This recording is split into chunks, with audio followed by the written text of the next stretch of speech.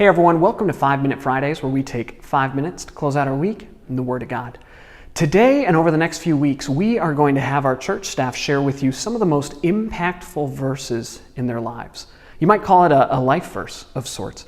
But being that I asked them to do this, I figured I would go first, kind of model what this is all about. And so the verse I want to share with you comes out of the book of Romans, chapter 8, verse 28. And we know that in all things God works for the good of those who love him, who have been called according to his purpose. And the reason this verse is just so significant for me it's always been a part of what I can remember pretty clearly. I mean, it's a verse that I have tattooed on my arm. It's a verse that we used in our wedding. It's a verse that I constantly am just thinking on, whether I'm trying to or not, when it comes to writing sermons and such. It's just, there's so many things that work together. But how it became a life verse for me, it goes all the way back to high school. And in high school, my junior year, I had a teacher who, he was a retired pastor. It was a theology class. And his deal was every test you could write Romans 8:28 out, and you get 5 extra credit points. And so I wrote it on tests, quizzes, homework assignments, papers, whatever it was. Just always wrote it because I wanted 5 points no matter what. So writing it over and over again, it just became a part of who I was, a part of who I am.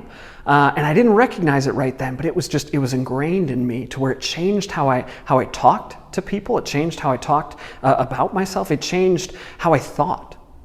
And it was really cool to start realizing, holy cow, this verse really kind of took root in me.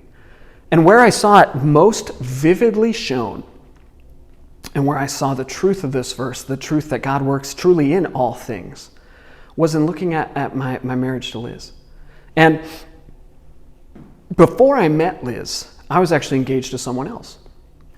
And this engagement was less than a year, but how it started is I was a cheerleader, she was a dancer, and we have this annual tournament at one of the 4 kind of Midwestern Concordias, where we travel to one of them, and that's where our basketball teams would play, and the cheer and dance team would do their thing too. Well, at the halftime of one in Nebraska, I decided to propose. And kind of icing on top of the cake there was this girl's family got to watch because Nebraska was live streaming it back to Michigan.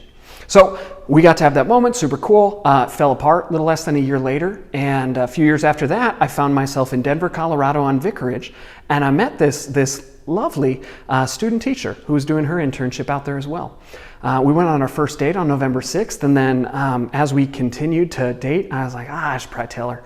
And so I told her, hey, just so you know, I was engaged before. I don't want secrets. We're getting serious. It's a real deal. She said, yeah, I know. How do you know? It's not something you just dropped there. And what? And she said, yeah, I was the one behind the camera when you proposed the first time. She knew exactly who I was. She knew what I was about. She knew that mess. And so what was so cool to me is, like, in that moment, it was, holy cow, this is God working in all things for good. And God continued to work for good. We ended up getting married. We got a dog. We had a kid. We have another kid on the way. I mean, it's just the good that God has worked and the good that we've been able to see is incredible. And it just continues to reveal the truth of this verse here, that in all things God is working for good, even in moments that we don't understand. What is still in my heart is that even if I don't get why, God's working for good in this moment. We're going to see it one day. But I know that God's working for good. And I share that with you because I think too often we miss the good that God is working because we're blinded by something else that Satan wants us to see.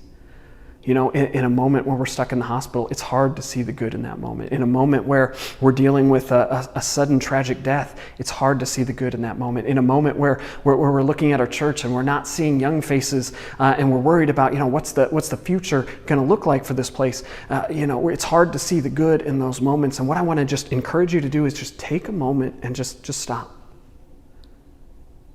And to just ask yourself, what has God done in the past that maybe people weren't expecting, that was meant for the good of those of us who love him?